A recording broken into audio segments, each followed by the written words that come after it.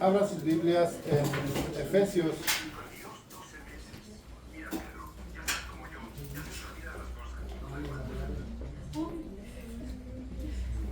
¿Ya están por ahí en Efesios?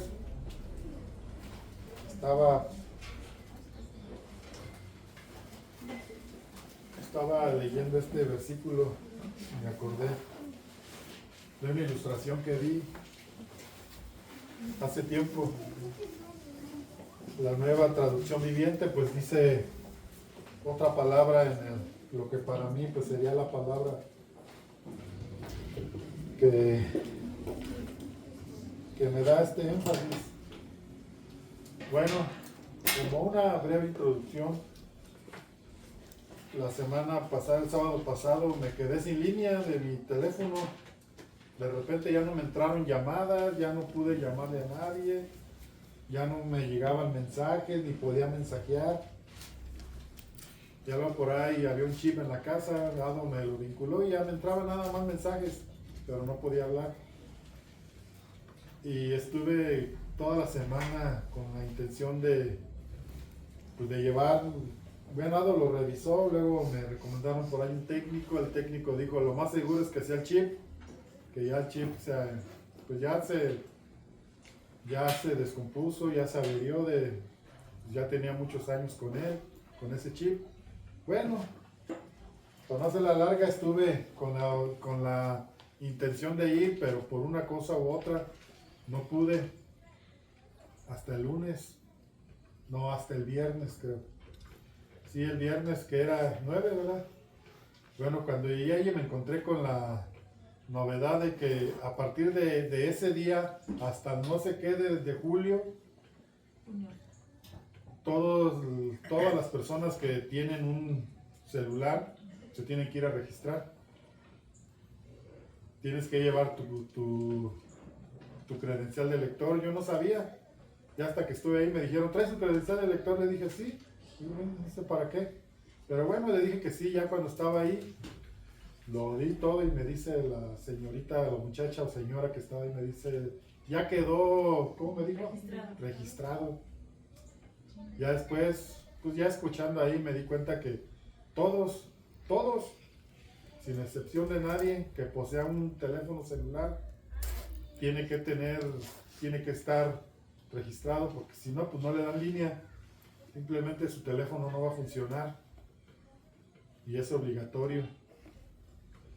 Y después de esto empecé a ver que también entró más bien desde enero otra nueva formalidad, que es la CURP biométrica, que es pues a través de la, ¿cómo se podría decir? Sí, que a través es que no encuentro la palabra correcta, pero va a haber un registro, y a través del iris de tus ojos pues van a ver si eres tú o no. Y poco a poco, hermanos, nos estamos acercando a lo profético, a lo que ya está, a lo que ya sabemos, a lo que tarde que temprano, si no es este año, 2, 3, no sabemos, tarde que temprano vamos a llegar. Nadie va a poder comprar, nadie va a poder vender si no está dentro de un sistema, bajo un control total. Todo se está moviendo. Vemos cómo estos últimos días, analizando un poquito las tres potencias que hay, digámoslo, militarmente y políticamente y también económicamente, pues sabemos que hay una lucha entre China y Estados Unidos, y como el ajedrez están moviéndose de una manera geopolítica, están buscando la supremacía. Todo esto tiene que ver, hermanos. Todo esto tenemos que entenderlo y analizarlo, porque nada es casualidad. cada vez el mundo se está moviendo hacia lo que Jesús nos dijo, hacia lo que la profecía nos indica acerca de los últimos tiempos. Y vamos a leer este capítulo. No nos ha dicho cuál. Sí, Efesios 2:2. Bueno, perdón, nada más les dije Efesios. Va a ser Efesios 2:2. Les decía que la Biblia, traducción viviente, ahorita le dio una ojeada y no dice lo mismo en una palabra que les dije antes, que quiero hacer un énfasis. Y el 2:2 dice, en los cuales anduvisteis en otros tiempos, siguiendo la corriente. No sé qué diga no me acuerdo qué dice la nueva traducción. Pero aquí dice, siguiendo la corriente de este mundo, conforme al príncipe de la potestad del aire, el espíritu que ahora opera en los hijos de desobediencia. Aquí nos está hablando de un antes y un después de nosotros tomar una decisión. Aquí la corriente, hace tiempo creo les había expresado la ilustración que yo veía un dibujo de Jesús con su cruz cargando, yendo a lo contrario, en una avenida grande donde venían pues muchos carros y él iba en contra, en contra del fluir de los carros. Y decía, estaba este versículo, decía que nosotros como cristianos siempre vamos contra la corriente de este mundo. El mundo siempre va enfocado hacia un propósito. Y el propósito del mundo es negar la existencia de Dios, negar la existencia de Cristo. El propósito del mundo es satisfacer nuestros deseos momentáneamente. Una felicidad falsa, una felicidad limitada. Esto es lo que nos representa el mundo. Una separación, una enemistad entre nosotros y Dios, entre Dios y el mundo no hay una conexión. Porque Jesús dijo que el rey de este siglo, el rey de este mundo, cegó el entendimiento de los incrédulos, el rey de este mundo, y Juan también lo dice, que el mundo entero está bajo el maligno. Entonces podemos entender que Jesús no tiene nada que ver con las corrientes de este mundo. Y quise hablar de esto porque pues sí es una preocupación. Si usted hace un análisis y usted ve que para tener un trabajo formal, sobre todo los jóvenes, para tener un negocio formal, para tener todo esto, tendríamos que ser parte, tendríamos que formar parte de este sistema y de lo que nos demande.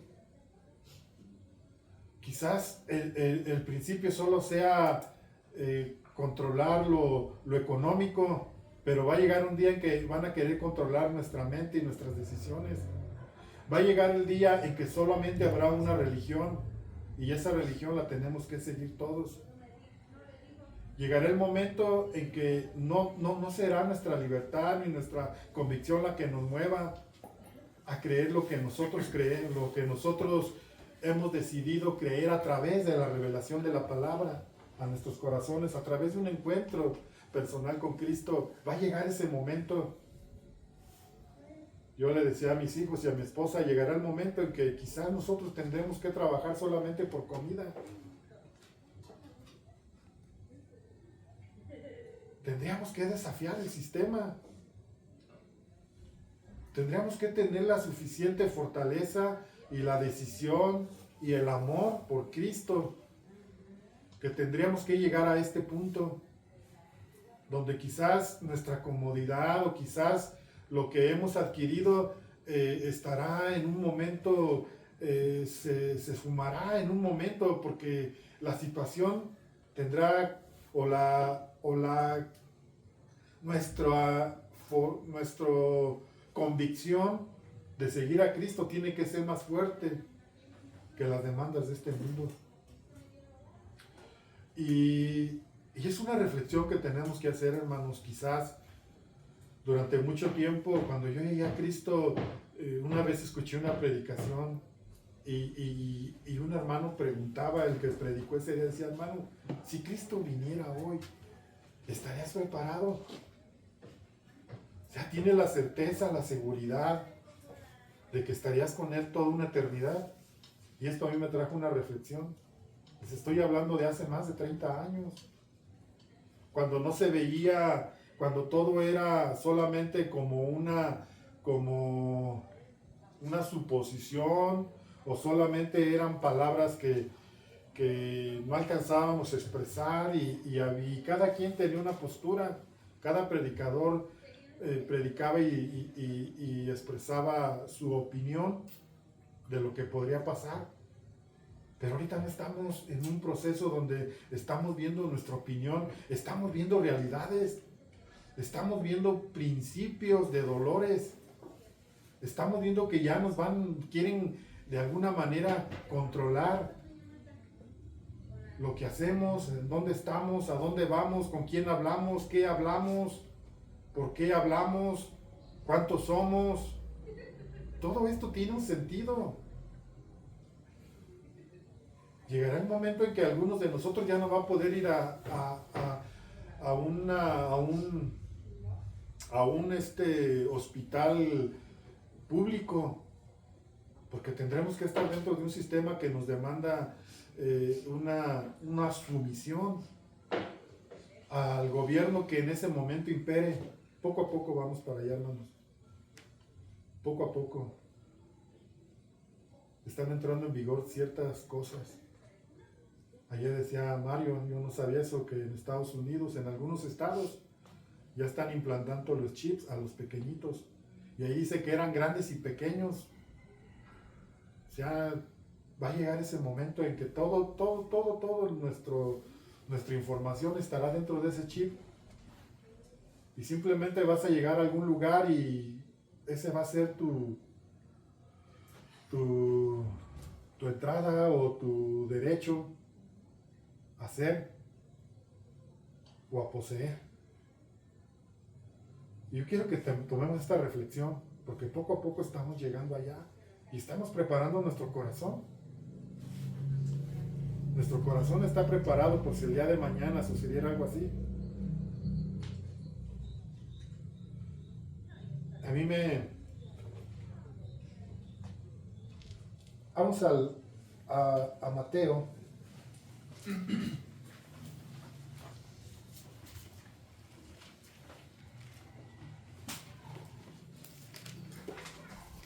Mateo 11. Quise ponerle así como título: desafiando al sistema.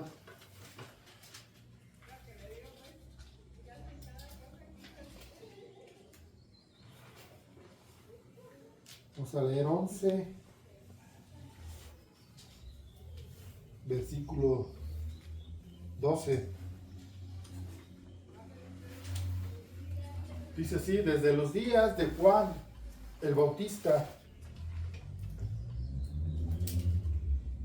el reino de los cielos sufre violencia y los violentos lo arrebatan.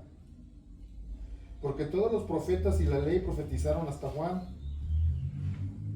Mas si queréis recibirlo, él es aquel Elías que había de venir.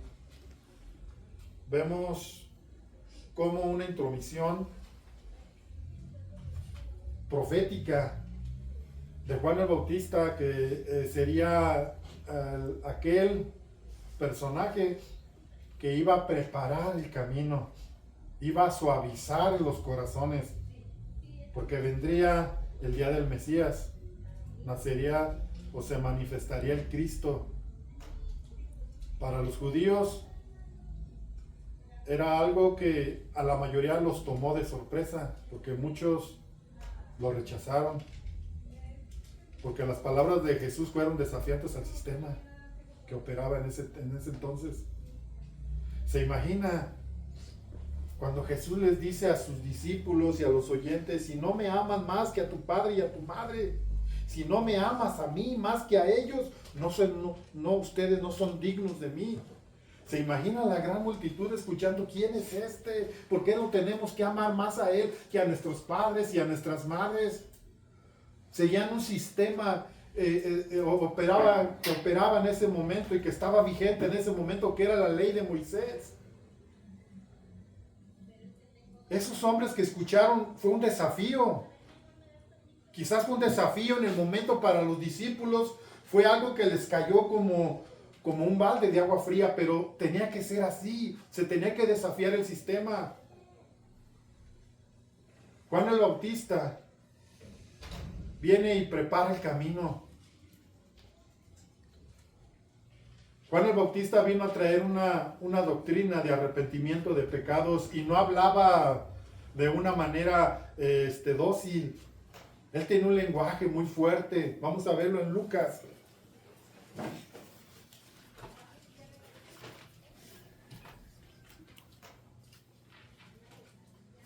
Lucas 7.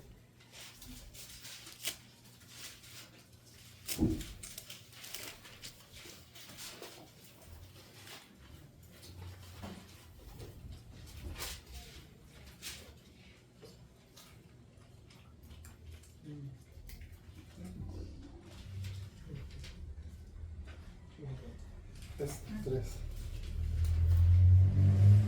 Perdón, es 3. Vamos a leer desde el 1. Miren. Miren la forma en que Juan el Bautista predicaba. Es 3, perdón.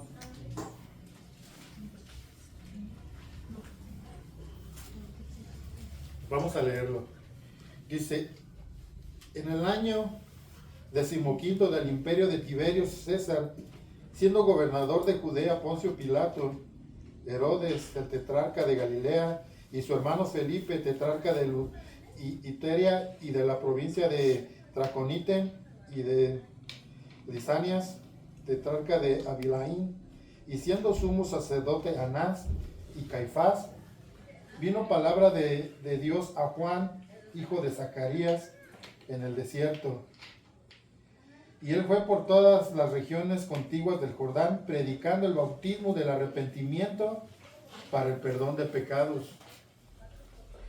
Como está escrito en el libro de las palabras del profeta Isaías, que dice, voz del que clama en el desierto, preparar el camino del Señor, enderezar sus sendas. Todo valle se llenará y se bajará todo monte y collado, los caminos torcidos serán enderezados y los caminos ásperos allanados, y verá toda la carne la salvación de Dios. Y decía a las multitudes que salían para ser bautizados por él, oh generación de víboras, ¿quién os enseñó a huir de la ira venidera?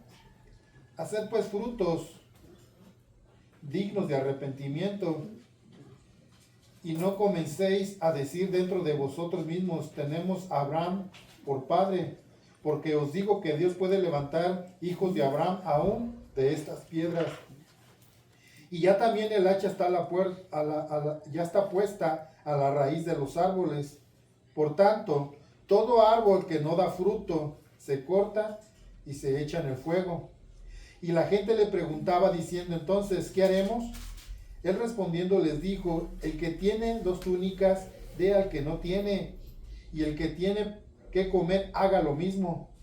Vinieron también unos publicanos para ser bautizados y le dijeron, maestro, ¿qué haremos? Y él les dijo, no exijáis más de lo que os es ordenado. También le preguntaron unos soldados diciendo, ¿y nosotros qué haremos? Y les dijo, no hagáis extorsión a nadie, ni calumniéis, y contentaos con vuestro salario.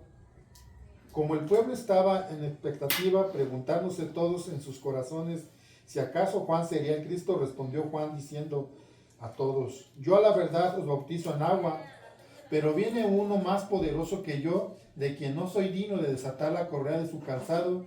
Él os bautizará en Espíritu Santo y fuego, y su aventador está en la mano, Limpiará su era y recogerá el trigo en el granero y quemará la paja en el fuego que nunca se apagará.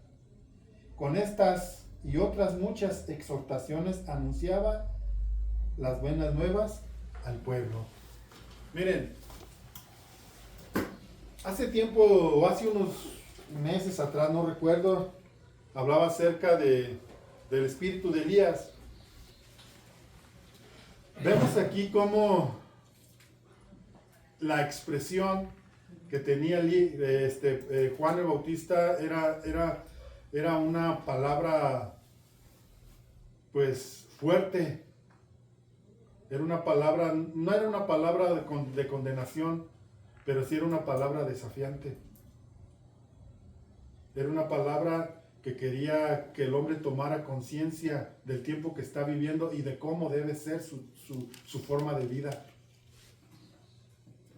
Él predicaba, dice, para arrepentimiento de pecados.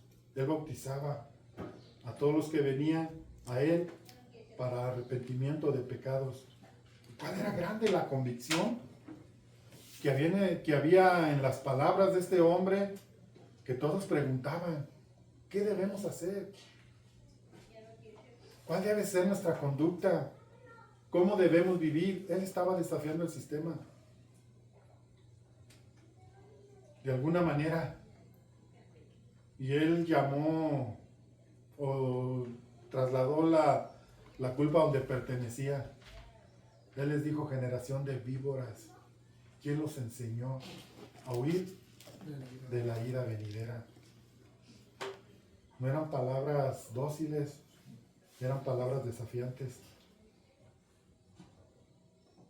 ¿Cuál era su principal, digámoslo así, cuál era lo que hacía o lo que producía orgullo en los judíos de ese tiempo, en los hebreos o en los hombres de ese tiempo, contemporáneos de él? ¿Saben cuál era su máxima expresión de ellos? Abraham. Nosotros somos descendientes de Abraham. Y Juan el Bautista le dice, Dios puede levantar hijos de Abraham aún de las piedras. Jesús los desafió y les dijo, ustedes si fuesen hijos de Abraham, la obra de Abraham harían. Ustedes son hijos de vuestro padre, el diablo. Eran palabras que traían un desafío. Ahora, ¿cuál es el desafío para esta generación?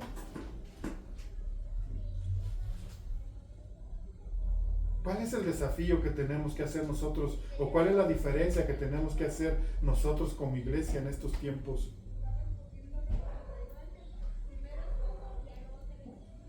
A ver, vamos a buscar aquí mismo en Lucas 1.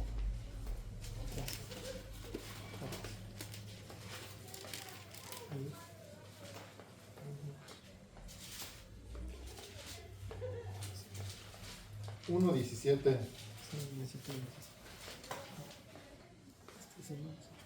Vamos a leer desde el 11.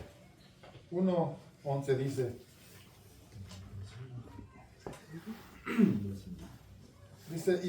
y se le apareció un ángel del Señor puesto en pie a la derecha del altar del incienso. Y se turbó Zacarías al verle y le sobrecogió temor. Pero el ángel le dijo a Zacarías, no temas, porque tu oración ha sido oída, y tu mujer Elizabeth te dará a luz un hijo, y llamará su nombre Juan. Y tendrás gozo y alegría, y muchos se regocijarán de su nacimiento, porque será grande delante de Dios, no beberá vino ni sidra, y será lleno del Espíritu Santo, aún desde el vientre de su madre. Y hará que muchos de los hijos de Israel se conviertan al Señor Dios de ellos. E irá delante de él con el espíritu y el poder de Elías, para hacer volver los corazones de los padres a los hijos y de los rebeldes a la prudencia de los justos, para preparar al Señor un pueblo bien dispuesto. Quiero retomar nuevamente ese tema que hablaba la otra ocasión. Había un propósito en el llamado en la obra profética de la cual Juan iba a ser poseedor. ¿Y cuál era? Preparar. ¿Preparar qué? El camino. Preparar el camino, pero aquí dice un pueblo, para preparar un pueblo bien dispuesto.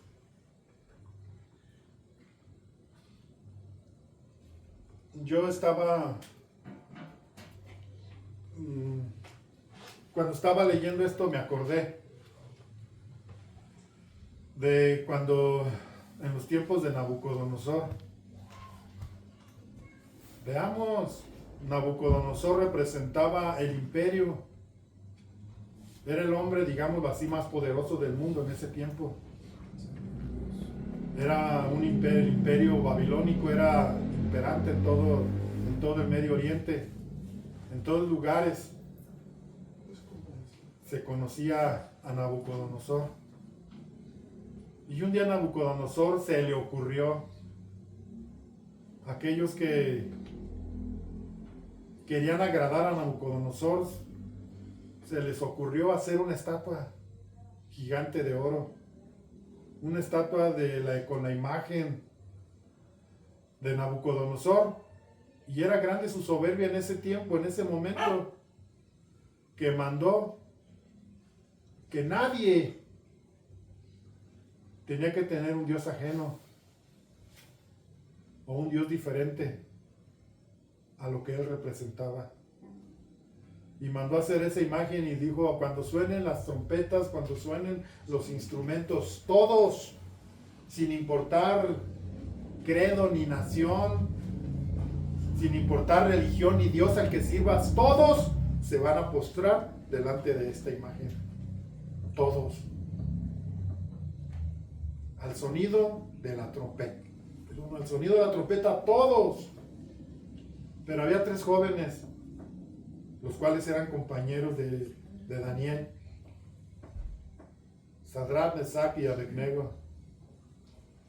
Cuando ellos escucharon, ellos determinaron en su corazón serle fiel a Dios. Si vamos a morir, ¿qué importa? Si tenemos que ser procesados por la lealtad a nuestro Dios, no nos importa. Eran 3 jóvenes. Cuando sonó la trompeta, todos se postraron. Solamente quedaron 3 jóvenes de pie. Estamos hablando de judíos. Estamos hablando de personas que habían sido educados y que les habían enseñado las leyes de sus antepasados. Personas que se identificaban como judíos por pertenecer al pueblo de Dios.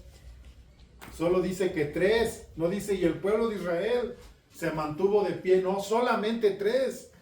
Solamente 3 desafiaron el sistema. Solamente 3 decidieron ser quemados antes que ponerse de rodillas delante del sistema. Así serán estos tiempos, hermanos. Juan el Bautista venía a preparar un pueblo dispuesto. Y la otra ocasión hablaba que antes de la venida de Jesucristo tendría que venir Elías. No lo digo yo, lo dice la palabra. Que antes del gran día de Jehová vendrá Elías. Y él hará volver el corazón de los hijos a los padres y de los padres a los hijos. Ahora, Juan el Bautista representa ese Elías que vendría antes de que Jesús viniese a manifestarse como el Mesías. Pero un día Elías también tendrá que venir antes de la llegada de Jesucristo. Por su pueblo, por su iglesia. ¿Y cuál es el desafío? ¿Sabes cuál era el desafío en la vida de este varón? Vamos a leer el 17. E irá delante, ¿con qué? ¿Con qué? Con el espíritu y el poder de Elías. ¿Cuáles serían las características? el espíritu y el poder de Elías. ¿Qué hacía Elías diferente?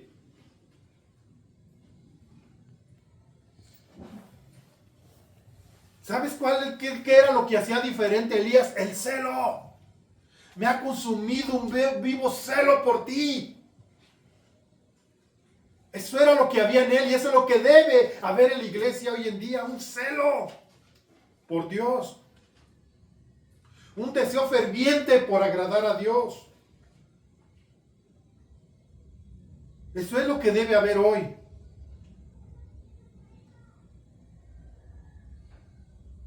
Nuevamente volvemos al tema, digamos, lo cotidiano de casi cada domingo. ¿Qué estamos haciendo como iglesia?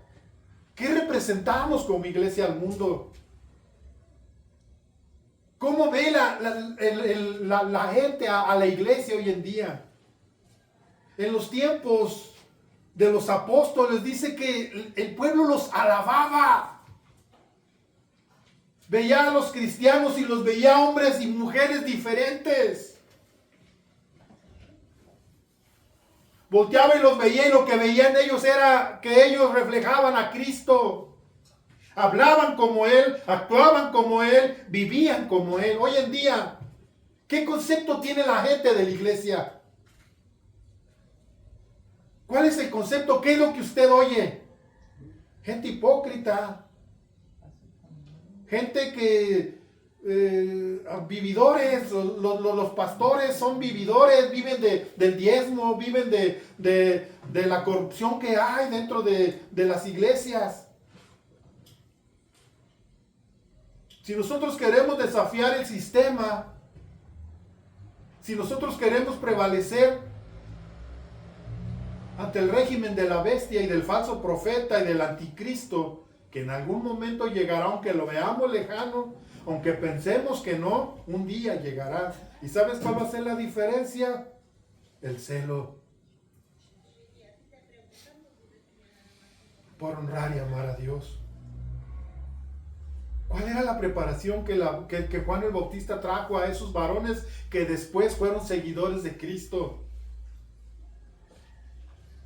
Sensibilizó sus corazones, los confrontó con su pecado, les hizo sentir que era necesario arrepentirse. Pero somos judíos y llevamos nuestras ofrendas delante de Dios. Pero sigue en tu corazón, no ha habido una regeneración. Solo eso viene a través del Espíritu Santo, por lo que nos enseña el libro de Romanos. No habían sido regenerados porque no vivían bajo el régimen nuevo del Espíritu. Ellos vivían bajo el régimen viejo de la letra. Y nosotros tenemos que tener una renovación constante en nuestras vidas.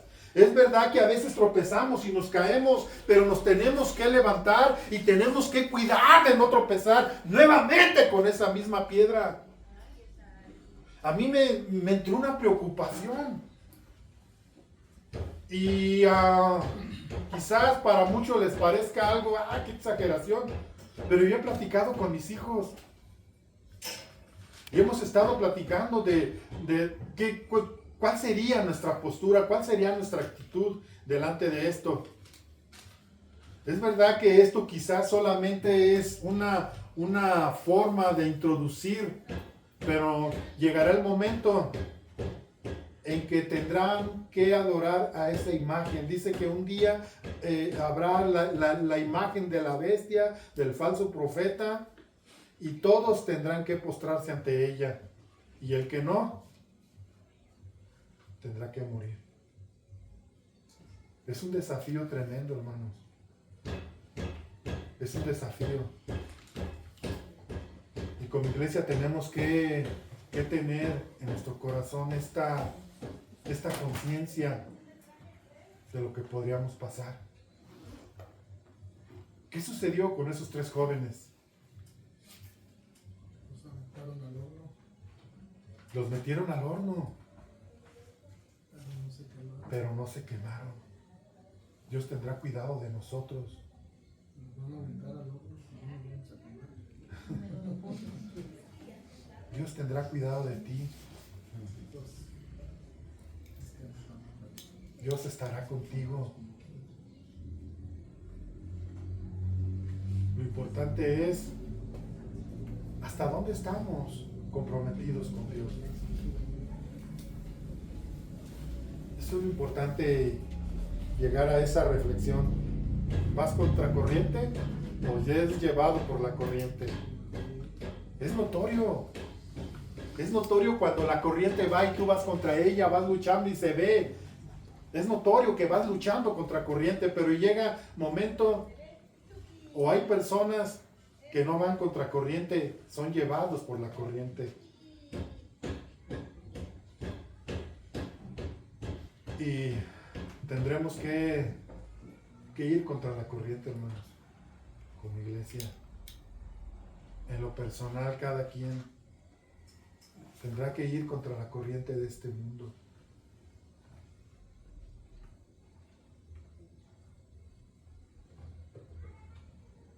Hay cosas que para el mundo es falacia. Estaba viendo el otro día, nunca me había puesto a pensar, pero vi un título acerca de un hombre. Yo creo que algunos de ustedes lo conocen porque pues ya lo he visto varias veces. Es un muchacho de pelo largo que usa unos lentes con una imagen del Peace and Love. No sé si lo han visto. Se apellida Vallarta y es como un cómico. Bueno, el otro día lo estuve oyendo hablar de Jesús y él se expresa de Jesús de una manera muy, ¿cómo se podría decir? Muy despectiva. Del cristianismo de una manera muy despectiva. Y luego yo tengo por costumbre o por mala costumbre de repente poner por ahí, escribir y a 2, 3 veces he escrito por ahí. Pero cuando lo iba a hacer, me acordé que Jesús un día les dijo a aquellas personas que lo estaban crucificando, y no solo a los que estaban ahí presentes, sino a todo el sistema que fue en contra de él. Les dijo: Padre, perdónalos, porque no saben lo que hacen. Y me llegó hasta mi corazón y yo solamente le dije a Dios: Señor, Padre, pues perdónalo, porque no sabe lo que hace. ¿Y sabe por qué no sabe lo que hace? Porque no lo conoce.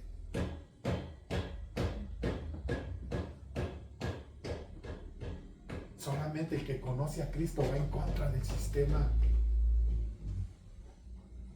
Solamente el que conoce a Cristo entiende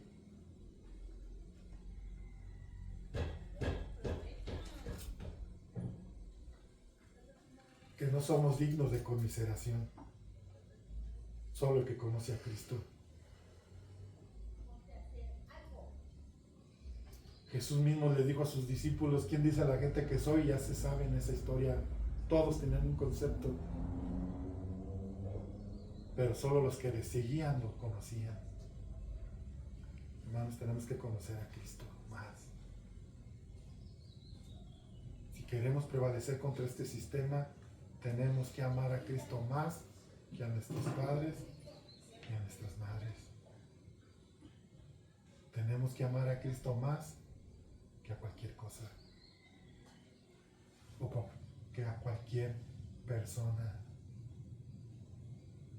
Una reflexión: ¿hasta dónde estás dispuesto tú a desafiar este sistema?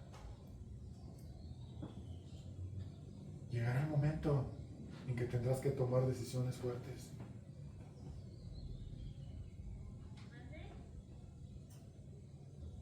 Lo vemos lejos.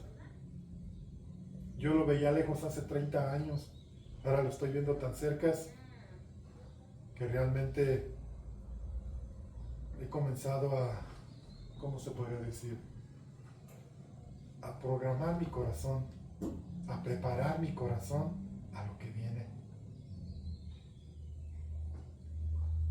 Cuando Josué era ancianito, Más de 120 años tenía Josué.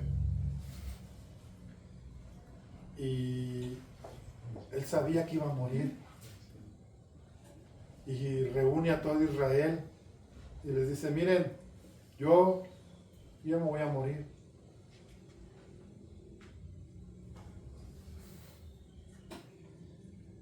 Pero ustedes tienen que tomar una decisión. Si ustedes quieren servir a los dioses que servían antes del otro lado del Jordán, o a los dioses que hay en este lugar, síganlos. Ustedes tienen que determinar, pero mi casa y yo serviremos a Jehová. ¿Cuál es nuestra determinación? ¿Estás dispuesto a correr por causa del nombre de Cristo? ¿Estás dispuesto a esconderte por causa del nombre de Cristo? ¿Estás dispuesto a despojarte de todo lo que posees? ¿Están dispuestos?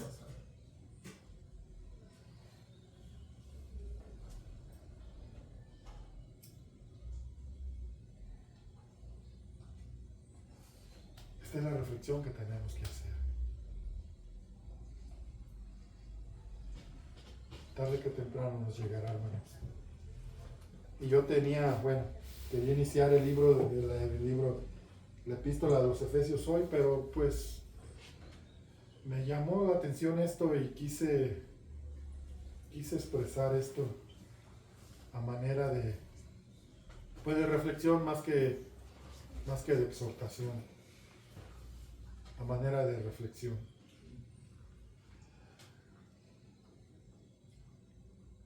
Cierren sus ojos.